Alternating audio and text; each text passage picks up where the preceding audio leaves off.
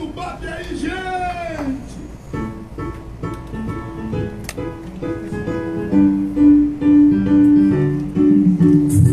Está na hora!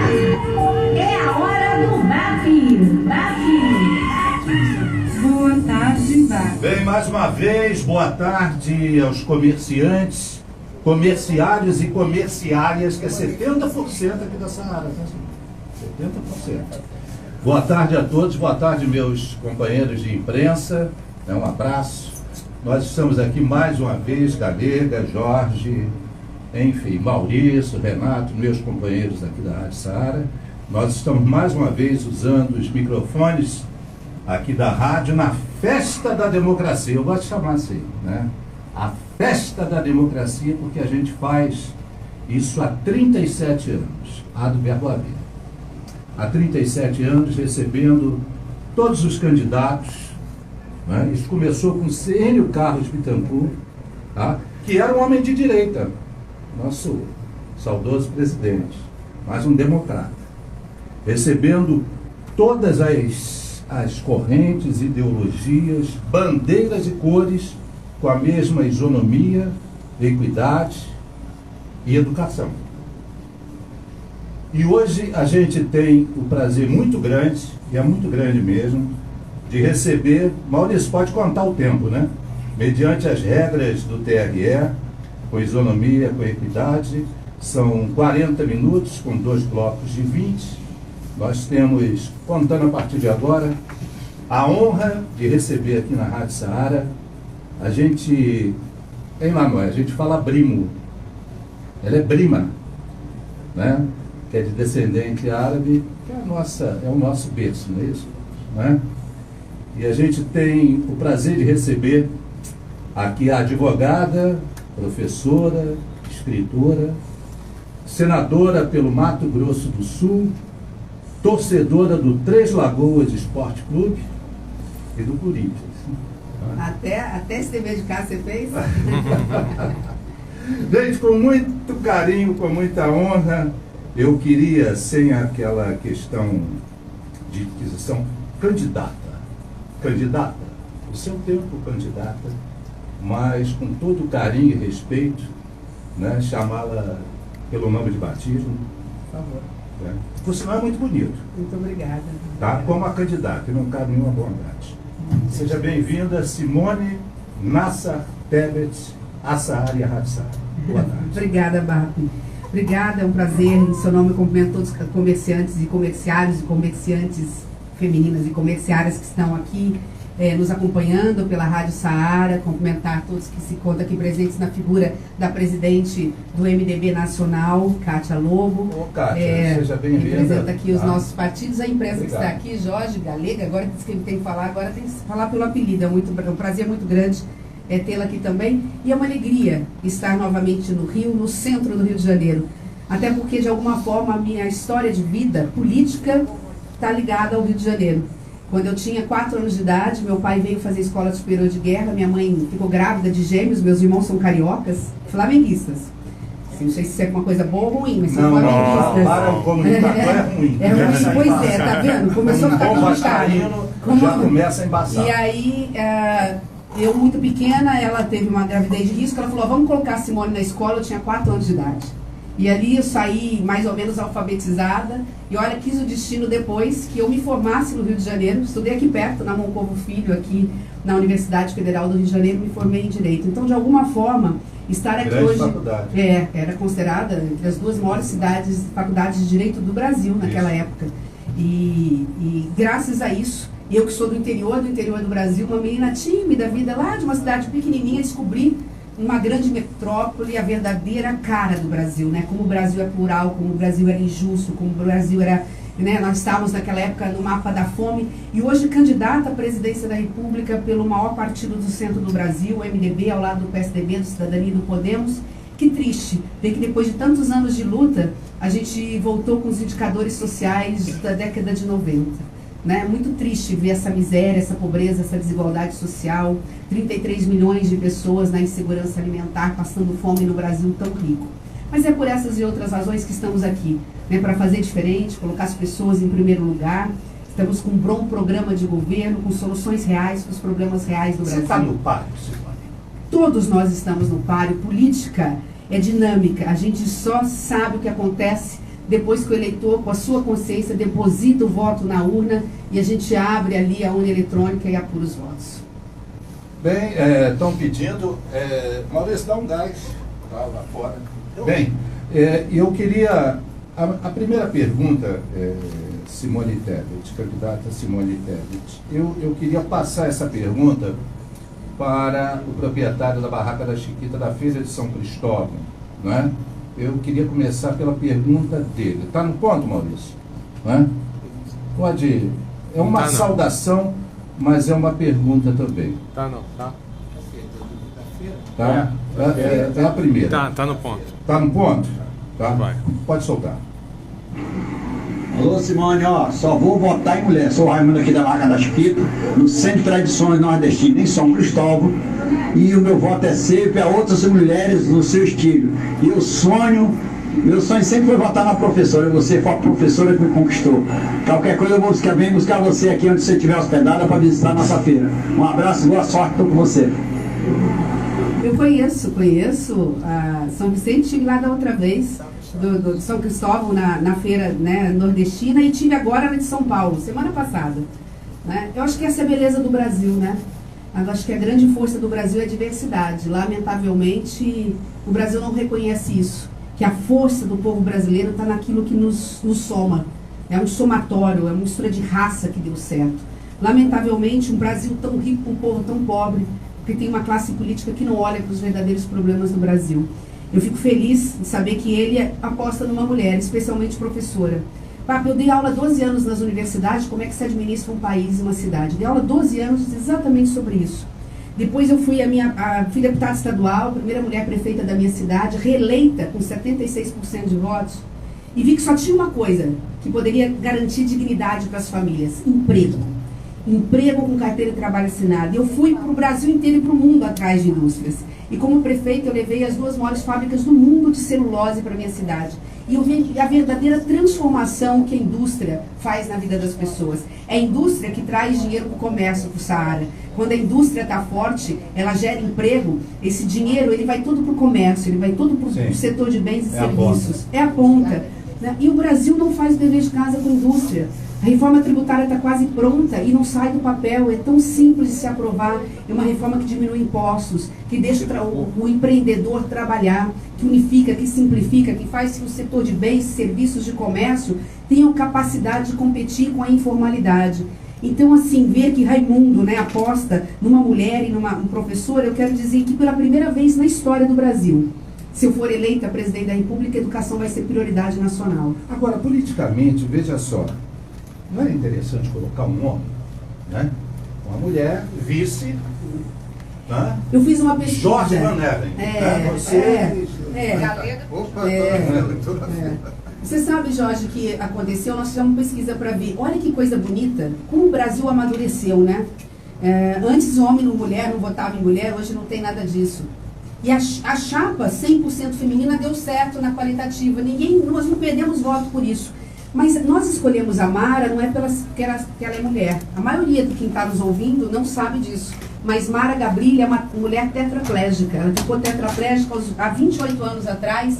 E a partir dali, ela tirou forças, sabe Deus de onde, para começar a fazer política de verdade. Aí ela virou deputada federal pelo maior estado do Brasil, em tamanho, né, que foi São Paulo, senadora da República. Ela tem um projeto de inclusão. E por que nós trouxemos Mara? Porque, lamentavelmente, o Brasil até nisso voltou no tempo. É um Brasil hoje que discrimina. Ele discrimina pela religião que a gente tem, pela cor da nossa pele, pelo lugar onde a gente mora. O Brasil ficou um Brasil de poucos. Um Brasil que empurra para a invisibilidade milhões de pessoas. Mas a mulher ainda é discriminada?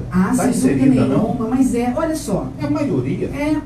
Mas a minoria no resto das coisas, né? Você sabe quanto que a mulher ganha a menos que o homem com a mesma profissão, a mesma atividade, com o mesmo currículo, com a mesma capacidade? 20%. Exato. E se ela for preta? 40%.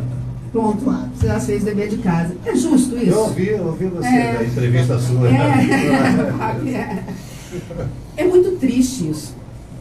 Não é só por uma questão de direito da mulher. Imagine esse dinheiro aqui no Saara, 20% a mais do salário da mulher. Você acha que ela vai guardar para ela? Ela vai colocar comida na mesa. Ela vai comprar um sapatinho para o seu filho. Ela vai presentear seu companheiro. É a máquina que gira. É o emprego direto e indireto que o comerciante vai gerar. Mas vocês vão dominar, Simone. Eu estou vendo aqui a Galega, é a Galega e a vice dela, vou chamar assim, que é a Fabiola, a doutora Fabiola. Eu falei, vem cá, bota o nome. Não. Mas a gente quis marcar a história. A nossa candidatura não é uma candidatura só eleitoral, é uma candidatura política também. Para mostrar que o Brasil está preparado para ter 2 mulheres. E uma mulher que representa a inclusão. Sabe quantas pessoas hoje são pessoas com deficiência no Brasil? 17 milhões, por baixo. Mais 13 milhões de pessoas com doenças raras. São 30 milhões de brasileiros considerados invisíveis.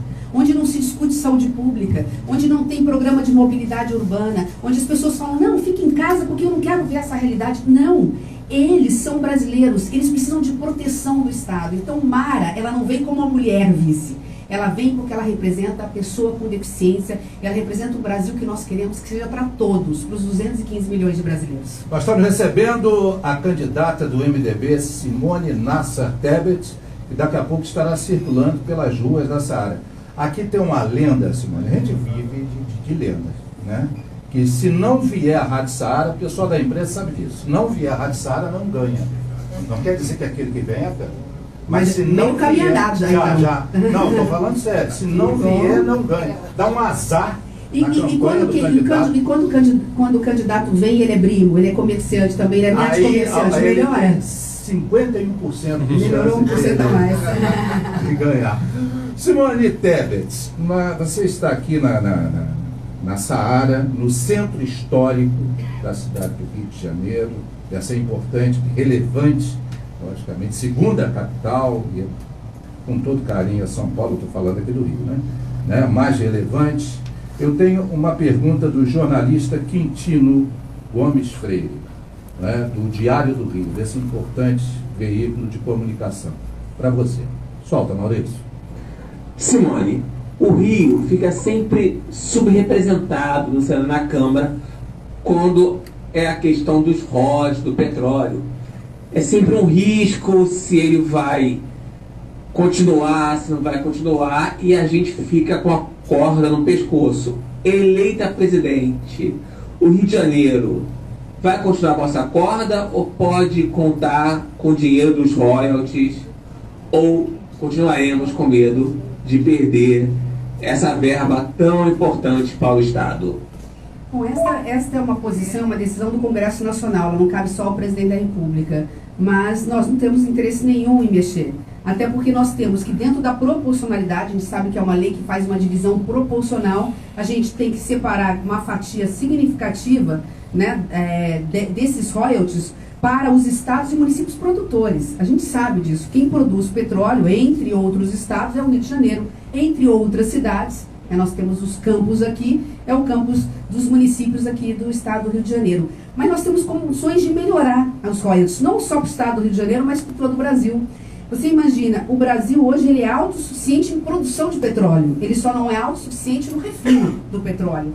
Nós temos 3 refinarias paradas no Brasil por superfaturamento, por escândalos de corrupção dos governos passados. O que a gente tem é que refinar mais no Brasil, porque isso vai trazer mais divisas, ou seja, mais impostos que as petroquímicas, inclusive a Petrobras, né, vão pagar para os municípios e para os estados. Então ganha o estado do Rio, ganham os municípios e ganham estados que nem são produtores, que recebem uma fatia, até porque a Petrobras é do Brasil, né? Nós sabemos que a Petrobras também é do povo brasileiro, mas sempre na devida justiça e proporção. A riqueza está aqui, a maior parte dessa riqueza tem que ficar, obviamente, para o seu povo, para o estado do Rio de Janeiro. Eu não acredito que vai haver mudança na legislação nesse sentido. A Petrobras será privatizada? Não, eu sou a favor de privatizações no Brasil, mas eu sou contra a privatização da Petrobras no que se refere à exploração do petróleo. Se nós somos autossuficientes, se aqui nós temos uma verdadeira fortuna debaixo do mar territorial, a gente tem que trazer essa fortuna para o povo brasileiro.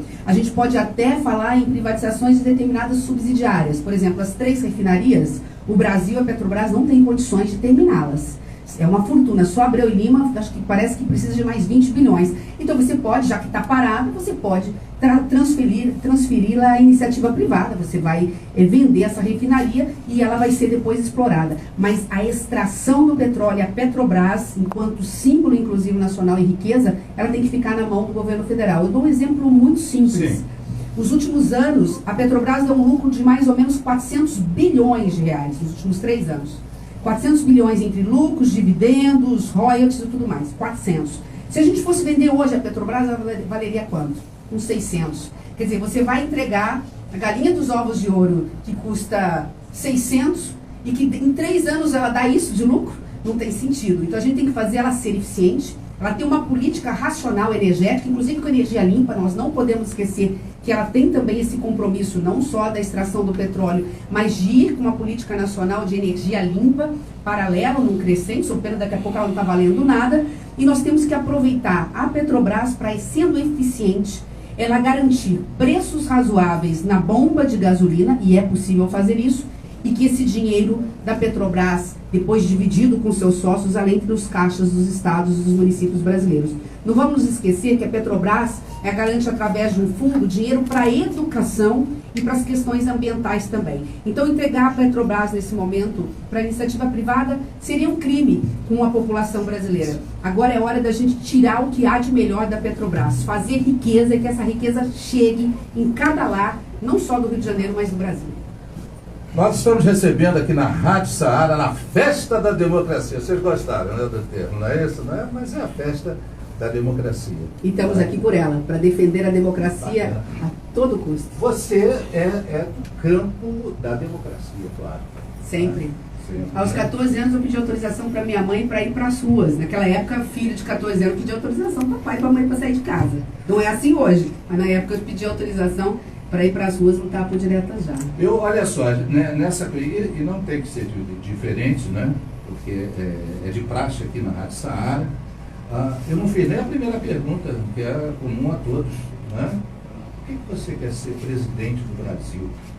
Senadora Simone Tebet. Mapi, a resposta está em cada esquina, em cada praça pública das grandes cidades brasileiras. Está nas barracas de lona, que hoje abrigam famílias inteiras, mãe amamentando o filho, e ela mesma com fome, porque ela não tem que dar de comer para o seu filho, porque ela teve que dar o pouco que ela tinha de comer para o seu filho mais velho. Eu quero ser presidente da República, porque hoje, lamentavelmente, nós temos 33 milhões de brasileiros com insegurança alimentar, nós temos mais de 10 milhões de brasileiros que, em vez de ter as mãos calejadas do trabalho, estão em forma de súplica, pedindo, pelo amor de Deus, por um bico, por uma informalidade, para poder colocar comida na sua mesa. Aí você vai dizer assim, mas outros candidatos também têm essa mesma vontade de servir. Tem brasileiro, né, que não come o dia inteiro. Mas e muito. Hoje, pelo menos 5 milhões de crianças vão dormir com a barriguinha vazia. Sabe o que é isso? Para um Brasil que alimenta 800 milhões de pessoas no planeta Terra? Aí as pessoas falam assim, mas outros candidatos também se apresentam. Mas o Brasil não vai crescer e gerar emprego se ele não tiver paz. E hoje, infelizmente, o Brasil está tão polarizado, eu não estou aqui para comparar candidaturas, não.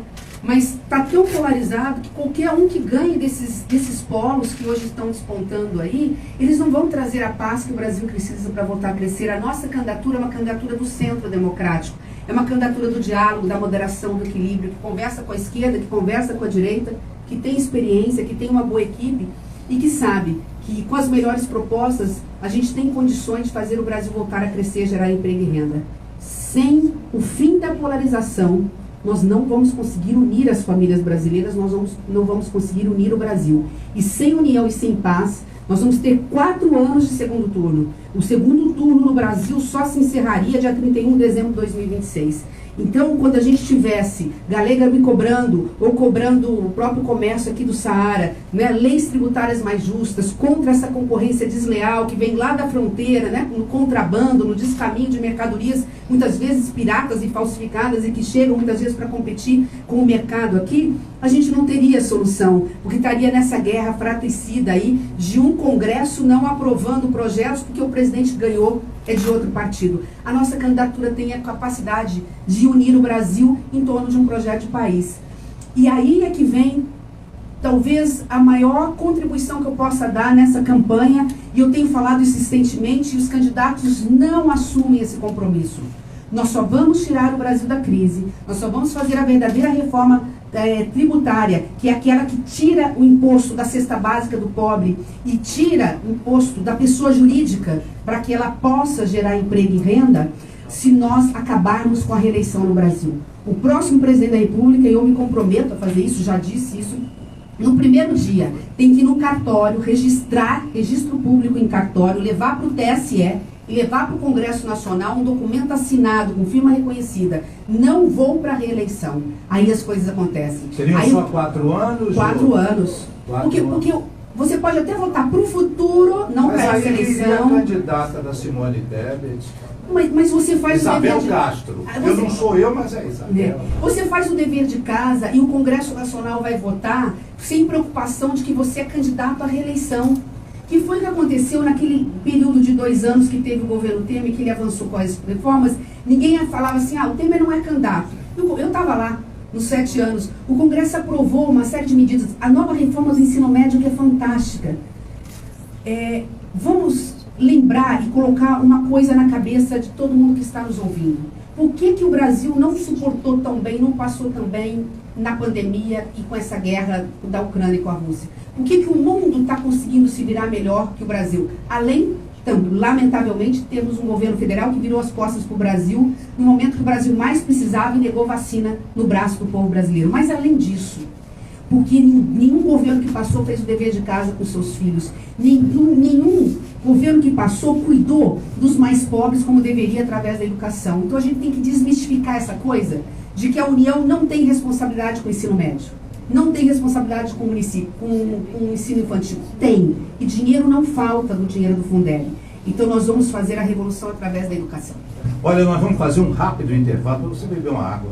Não é isso? Isso. Né? E daqui a pouco nós vamos caminhar pela Saara. Eu vou caminhar ao seu lado. Olha que privilégio. Eu não que é sinto honrada. Muito obrigada. Isso, né? Passando aqui pelas lojas da Saara, farei questão. A gente faz 3 minutinhos de intervalo, é o tempo da Simone beber uma água. Eu também, a gente volta com o segundo bloco, segundo e último bloco. Voltamos aqui pela Rádio Saara, voz do centro do Rio, ou como gosta a nossa Isabel, do centro histórico da cidade do Rio de Janeiro. A partir de agora, contando mais 20 minutos, segundo as regras do TRE, com isonomia, com equidade, recebemos, pode contar, Maurício, a candidata Simone Nassar Tebet. Eu gosto do Nassar, né? Bem primo, né? O Tebet, seu pai... E Nassar da minha mãe, os 2 lados árabes, 2 lados, sou neta de libaneses dos 2 lados. Neta de libaneses. Receba aqui o abraço de Kamal Kalaum, né? Mandou um abraço grande, o nosso grande baluarte, né? Libanês, brasileiro, dupla nacionalidade. Nesse momento está no Líbano, mas está saudando você. Muito obrigada. Arla Ussarla, quer dizer, né? Seja muito bem-vinda. Muito bem-vinda. Muito bem-vinda mesmo. Nesse momento vou aproveitar e passar as mãos da Simone. A gente recebe, o pessoal da imprensa, a gente recebe a galera que é assim, né? A galera sabe, é assim mesmo, é dia de festa. É festa da democracia. Mas vem a pergunta cabeluda já com o Renato Alves. Mas enquanto eu tô aqui dando o livro para a senadora, Renato, vamos lá. A pergunta cabeluda para Simone Nassar Tebet, candidata do MDB número 15. Assim você me coloca numa situação complicada, mas é mentira. Exatamente. Ele gosta... Eu sou obrigada a responder. Exatamente. Ele gosta de fazer de bonzinho e me deixa numa situação complicada, mas é brincadeira. Gentileza e simpatia. Deixa ele. Bonzinho, ele o mal. Vocês combinam, né? Igual eu fiz lá com o Alessandro Vieira para tirar na CPI da Covid lá o nome do deputado bolsonarista lá que tinha denunciado para o presidente da República uma tentativa de escândalo de corrupção da compra de vacinas. Ele fez o papel do policial mau, eu fiz o papel da policial boazinha e a gente arrancou o nome. Exatamente. Candidata Simone Tebet, primeiramente, prazer enorme estar falando com a senhora nessa tarde. Eu queria fazer uma pergunta que eu acho que é meio clichê nesse período eleitoral. é sobre a interferência dos poderes, essa briga entre o legislativo, entre o judiciário, entre o parlamento, que hoje governa mais do que o presidente da República. Como a senhora vai conciliar as forças republicanas para que o Brasil volte a ter uma unidade e possa crescer? Tá vendo? Nem foi tão cabeludo assim. Foi. Você deu a palavra, você deu a senha, você já respondeu. Conciliação. É cumprir a Constituição Federal. Os poderes são independentes, mas tem que viver em harmonia. E só vai acontecer isso o dia que a gente trocar o presidente da República. Porque ele cria e criava e cria crises artificiais a todo momento. Os poderes sempre foram harmônicos entre si. Nos últimos anos é que houve uma descompensação. Então é quando um poder se exagera nas suas atribuições, tem outro poder para tentar equilibrar. E essa conta não fecha nunca. É uma candidatura de centro, com moderação, com equilíbrio, com diálogo, que tem condições de trazer de novo a política para o centro. Aí é aquela coisa, quem nasceu primeiro, né? O ovo ou a galinha, né? Qual é o problema do Brasil hoje? É a judicialização da política, levar toda a política para a justiça, ou a politização da justiça, né? Quer dizer, a justiça que se politizou. Vamos lembrar que a justiça não sai aqui no Saara falando assim, eu vou denunciar fulano. Ele tem que ser provocado. Lamentavelmente, a política não está dando bom exemplo. Então, quando a política ela erra, quando a política se omite, e ela acaba levando os problemas para dentro do judiciário. O judiciário não foi feito para decidir a vida das pessoas na parte de segurança pública, de saúde, de educação. Ele faz concurso para decidir na justiça quem tem direito ou não a alguma coisa. Então, quando a política ela se omite, ela faz lamentavelmente que o judiciário exagere nas suas atribuições. Nós temos que voltar a colocar a política, a boa política, no centro do poder. Mas qual seria, então, o perfil de uma pessoa que a senhora vai indicar para o judiciário? O que está na Constituição, ilibada a reputação, uma pessoa preparada, equilibrada e imparcial. Nós não podemos colocar no Supremo Tribunal Federal alguém que faça política. Tem que ser um juiz de carreira, tem que ser pessoas que estão no judiciário ou na justiça, que têm anos de experiência, que tratam com isenção as coisas públicas do Estado. Bem, nesse momento aqui, olha, queria registrar aqui, a gente passa as mãos de Simone Tebet, tá bom?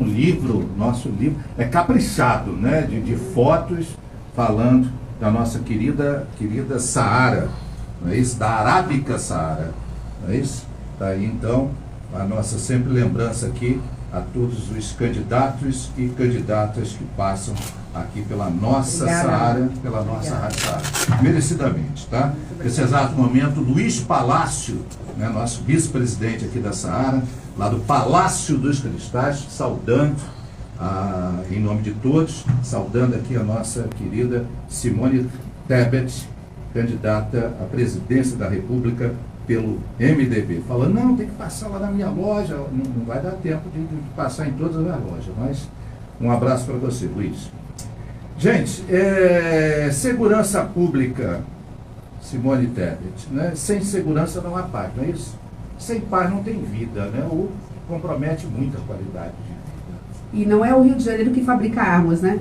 Não é o Rio de Janeiro que fabrica drogas. Não. Eles vêm das fronteiras. Eu sou de um estado de fronteira, Mato Grosso do Sul. Eu fui vice-governadora e atuei muito nessa área. A maior parte das drogas que entram no Brasil, das armas que chegam em São Paulo e no Rio de Janeiro, elas vinham lá do meu estado, de Mato Grosso do Sul, da Bolívia e do Paraguai. Nós fazemos divisa com os dois estados, os dois países, um dos países maiores produtores de cocaína e de maconha do mundo. Se nós não fecharmos a fronteira numa ampla força-tarefa, nós vamos recriar o Ministério Nacional de Segurança Pública. Porque segurança pública não é responsabilidade só do Estado. O crime, né? O crime organizado ele não é estadual.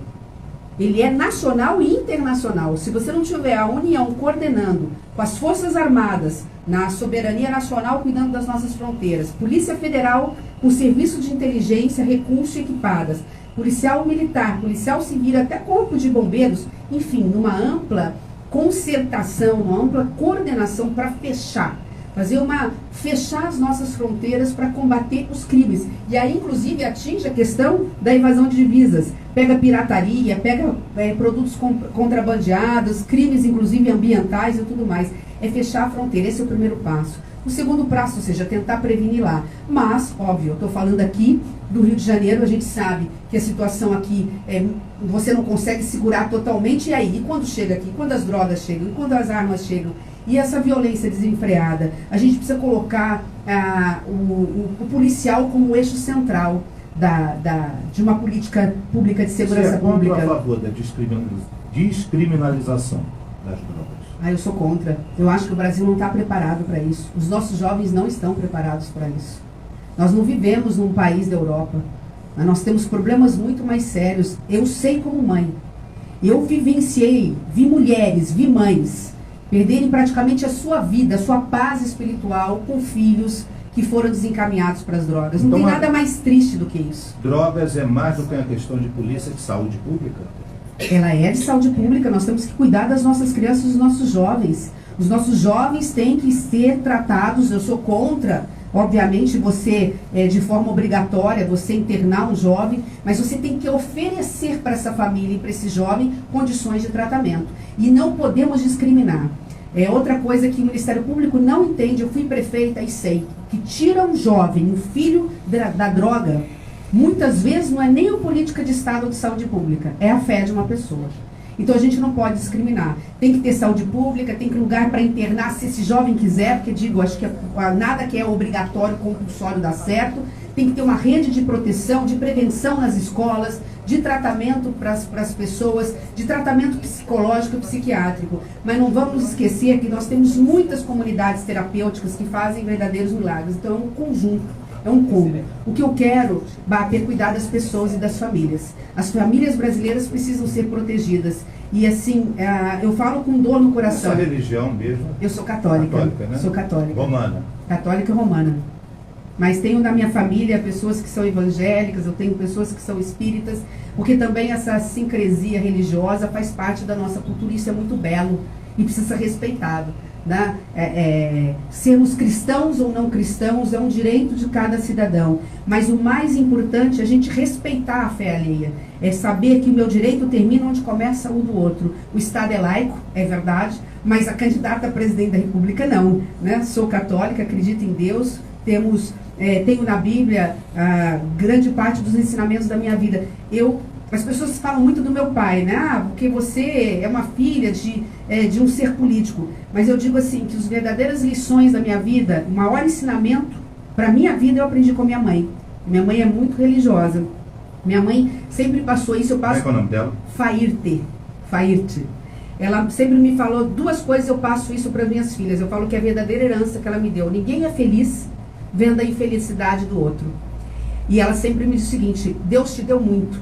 Ele vai cobrar na justa medida. Ele vai pedir para que você, no juízo final, abra as mãos e veja o que você fez com os talentos que Deus te deu. Me deu saúde, me deu família, me deu a oportunidade de estudar.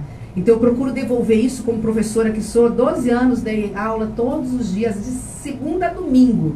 Eu dava aula para os nossos jovens, sempre procurando devolver tudo isso através de formar uma juventude cidadã, que saiba dos seus direitos, que saiba que nós vivemos numa democracia que não podemos abrir mão dela, que a democracia é a porta de entrada de todos os outros direitos. Se a gente não tivesse democracia, eu não poderia estar aqui conversando com você, livremente, falando, né? Se não tivéssemos democracia... Dizem que não é boa, mas ainda não inventaram nada melhor. Não tem nada melhor. Então, né? vamos lá. É isso aí. Não, e temos que defendê-la a todo custo. O ditador só é bom para quem é amigo do ditador. E olhe lá, né? Porque se o seu amigo brigar também, ele está perdido, né?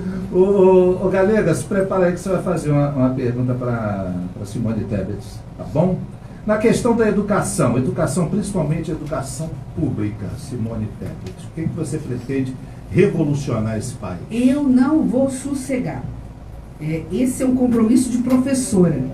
Se eu for eleita, vai ter pela primeira vez uma professora presidente da República. Enquanto o filho do pobre não tiver a mesma qualidade de ensino público do filho do rico. Não dá. Porque senão você começa essa corrida, que não é de 100 metros, uma corrida de obstáculos, de forma muito diferenciada. O filho do rico há não sei quantos metros na frente do filho do pobre. Não é possível. O Brasil, ele é de todos e é possível dar educação de qualidade. E nós temos uma questão que precisa ser colocada muito fortemente. Qual é o grande problema do ensino público hoje no Brasil? O jovem, quando ele entra na fase hormonal, né, aquela coisa do 13, 14 anos, ele para de estudar. Ele para de estudar, não é culpa dele não, ele para de estudar porque a escola não tem nada para oferecer para ele. Não tem internet, não tem bons livros, não tem um ambiente saudável e não tem uma grade curricular que ele se identifique. Então nós temos que tirar do papel a nova reforma do ensino médio. O jovem vai ter autonomia para estudar. Ele vai ter o português e a matemática, porque é obrigação, e ele escolhe as disciplinas de acordo com o intelecto, daquilo que ele entende. O leilão 5G já está colocando nos próximos 2 anos internet nas escolas públicas do Brasil. É uma obrigação de quem participou e está ganhando os leilões. Então essa questão está resolvida. Mas aí fica a pergunta, BAP, como é que você segura o aluno dentro da sala de aula, por mais que tenha conectividade? Nós estamos criando o chamado poupança jovem. Nós vamos depositar um valor em todos os anos do ensino fundamental e lá no ensino médio, no último ano do ensino médio, se ele se formar, a única condição é que ele se forme. Não quero saber a nota, o que ele fez, se ele faltou, desde que ele se forme nessa escola que é período integral técnica, ele vai levantar R$5.000. Isso não é papo de candidato, fiz conta. Se formam hoje no Brasil algo em torno de 1,5 milhão de jovens. A 5.000 são 7 bi. Isso não é nada para o orçamento da União. É uma gota no oceano do orçamento da União. Não é possível que um Brasil que tem orçamento secreto, que tem corrupção, que tem desvio de dinheiro, não dá conta de premiar o jovem para ele ficar dentro de sala de aula. Porque o jovem, quando ele termina o ensino médio, eu falo porque eu sei, né, eu estudo isso e sei disso, e o ensino médio é técnico, ele não para de estudar, ele tem prazer de dizer, eu me formei. E aí, como ele é técnico, ele tem 2 opções. Ou ele faz um curso profissionalizante de 1 ano e meio e vai para o mercado de trabalho, ou ele vai para um banco de uma universidade e na universidade ele se forma. Então ele passa a ser um verdadeiro cidadão. Nenhuma crise, nenhuma pandemia, nenhuma guerra vai pegá-lo de calça curta, né? Como pegou os seus pais, que desempregados porque não têm estudo, são os primeiros a serem mandados embora. Saúde, Simone Tebet. O que você pretende revolucionar ou trazer de novo? Duas coisas. A pandemia deixou, lamentavelmente, 2 legados muito tristes. É uma defasagem na aprendizagem das nossas crianças de 5, 6 anos, que nós vamos correr atrás do prejuízo, ajudando os municípios para que essas crianças voltem a ser alfabetizadas na data certa, e deixou um passivo muito grande na saúde pública. Filas de exames, consultas e cirurgias. Por quê? Os hospitais estavam tomados, não podiam fazer cirurgia por conta de Covid, e ficou uma fila interminável. Quantas pessoas deixaram de fazer Papa Nicolau, mamografia, exame de próstata e tudo mais. Então a gente quer zerar em 2 anos essa fila. Abrir um crédito extraordinário, com uma coisa que seja continuidade da pandemia. Então você cria em forma de crédito extraordinário porque você tem justificativa e fala para o prefeito e para o governador. Fundo a fundo. Você zerou a fila, foi fazendo os exames, consultas e cirurgias que estavam atrasadas, mês a mês, a gente fundo a fundo, a gente deposita o dinheiro lá na conta para que você possa cumprir, porque o Estado e o município não tem dinheiro. Galega. Galega é a advogada e empresária Maria Isabel Castro. Boa tarde, BAP, boa tarde, candidata Simone. É muita honra estar aqui nesse momento. A minha primeira pergunta, a candidata já respondeu brilhantemente, que é a pergunta de todo comerciante, então eu vou pedir licença e vou fazer uma pergunta muito regional. O centro do Rio de Janeiro, ele é de origem muito antiga, ele vem da família real, né, portuguesa. E os imóveis, eles naquela época, eles eram outorgados, eles eram como se fosse um uso capião, né, da família real, da corte, que dava a posse. E isso foi um problema arrastado. E em 1976 vem a Lei de Regularização Fundiária. Isso impactou negativamente na nossa região e impacta, né, na atmosfera toda, que você tem uma irregularidade gigante, e eu não estou falando em ilegalidade. Nós temos o provimento 65, que ele poderia resolver o problema e não adianta. Você tem alguma pauta para isso? Sem dúvida. A questão é muito boa pergunta, porque ela passa, só tem 3 minutos, ela passa por uma regularização fundiária, inclusive ampla, né? Porque ela levanta a questão da regularização fundiária, inclusive na zona rural. É preciso dar esse título ao agricultor familiar para que ele tenha ali até condições de ir no banco, no comércio, pegar um empréstimo, levantar dinheiro para ter, ele tem ali o que entregar.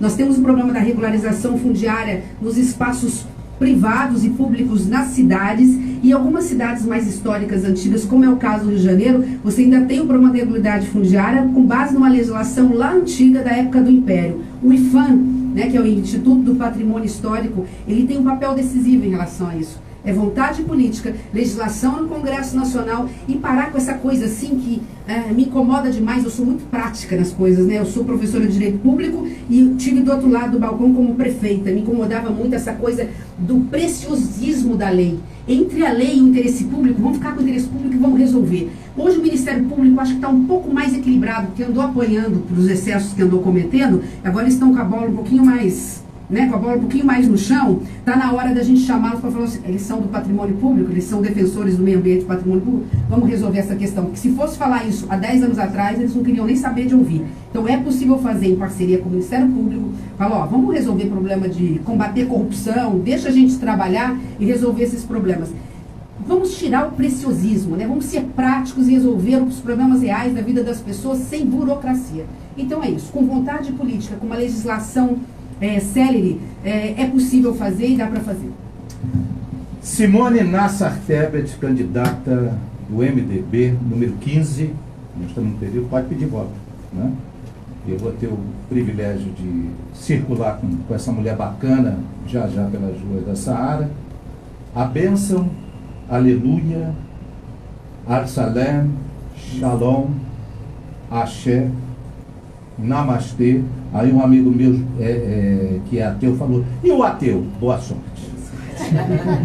Muito obrigada, Bapi. Obrigada pela oportunidade. Finais. É um prazer muito grande. Oportunidade de falar com o Rio de Janeiro e com o Brasil através do programa de vocês. É isso. Com amor e coragem, vamos juntos mudar o Brasil de verdade. Vota. Meu número é 15. Peço voto. Muito obrigado, Simone. Muito muito obrigado mesmo. Nós vamos circular aqui pelas ruas da Saara na festa da democracia.